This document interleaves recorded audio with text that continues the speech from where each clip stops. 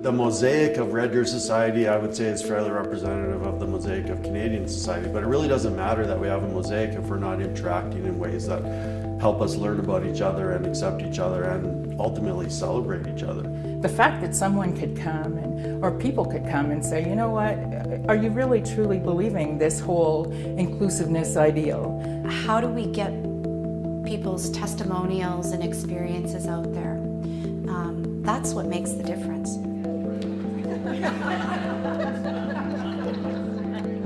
We've got a day of work together, and we're going to have what I believe are some very important conversations. Conversations that have been taking place in different communities across Canada and will continue to take place across Canada. Remember, first and foremost, the teaching I always lead off with. When you work this way, you're going to meet a lot of different people from a lot of different backgrounds. And they're all going to have a different way to pray. You need to respect that. You need to respect the way people pray. Because if you don't, you're not respecting what gets them through their day-to-day life. I honor the way you pray. For this next little while, I invite you to learn how we pray, how we start. We'd never had that place where First Nations and Métis people could gather to have their ceremonies, to have their feasts, their round dances, their wedding parties, or to have their babies blessed, which is what many other people in this room have, a place to go to. Sometimes the challenges and opportunities that we're faced with seem so significant, and we wonder, well, what could I possibly do? And so this is a quote that I often refer to in my public life to compel me to necessary action. And it goes like this: I am only one, but still I am one. I cannot do everything, but still I can do something. And because I cannot do everything, I will not refuse to do the something that I can do. So thank you so much for choosing to do the one thing that you can do as we aspire to peaceful coexistence. I thank you for the welcome. I thank you, Corky, for guiding us as we open our deliberations today. We're focusing on Canadian identity as a way to build that path forward, to be inclusive and welcoming of all. It's an invitation to everyone, individuals, community, faith leaders, academics, city builders, diversity champions, to contribute to a vision for Red Deer and by extension all of Canada. It's an opportunity for us to listen, to hear each other, to know more about each other, to reflect on how we can work together to build and create a vision for an inclusive, harmonious community. I was brought to tears by some of the stories that we've heard about the reality that's being faced by the people working with members of your community.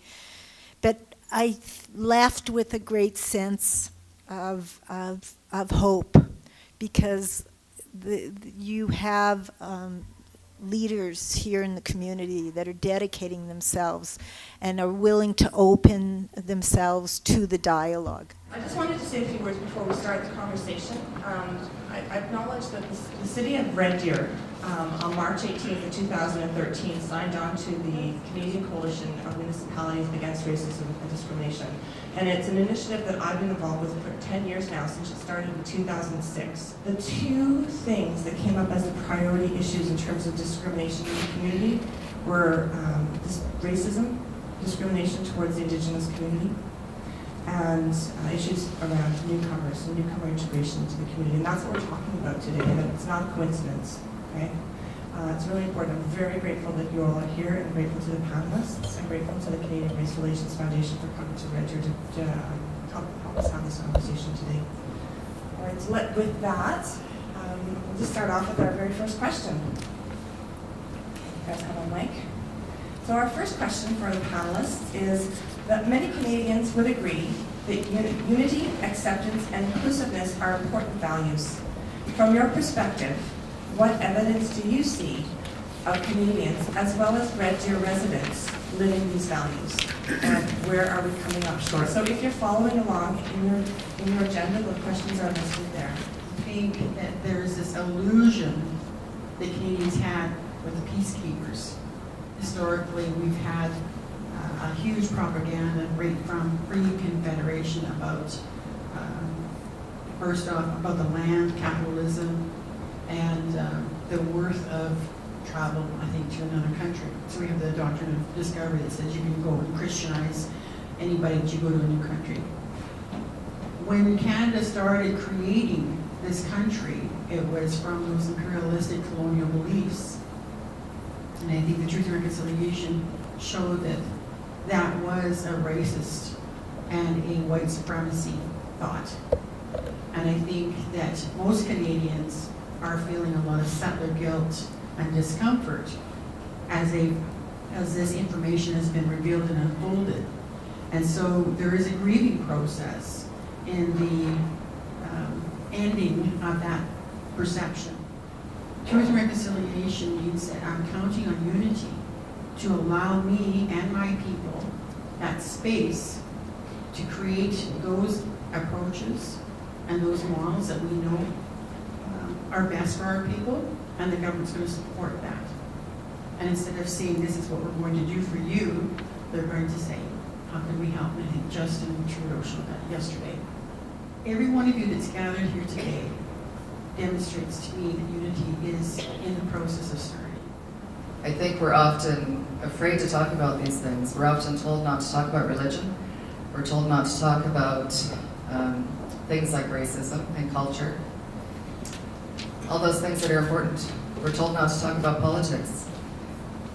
In my opinion, that is wrong advice. In my opinion, we should be talking about all those things because that's the only way that we truly move forward, and those are the things that certainly create our world, and the things that create our systems, and the things that we're all trying to function within. When people are frightened, when people don't understand something, they look for someone or something to blame. But again, that fear is based on a lot of coffee shop conversations and Facebook conversations and media sound bites, which don't get deep enough into what's really going on behind the scenes. And so people feed off of bits and pieces of information and choose targets with where to direct their anger and their fear. I love hearing the conversations of my children as they come home from school and talk about their friends. Because when I grew up, we didn't have a very diverse group of friends. We all came from similar backgrounds. And now my kids come home and they talk about all kinds of kids and friends that are from a number of different places. That's evidence of progress. And not that I want to turn my blind eye to some of the evidence that's generated by fear, but I think part of maintaining hope and some of the Canadian values of humility and possibly even curiosity is when we look for that evidence of hope, evidence of progress.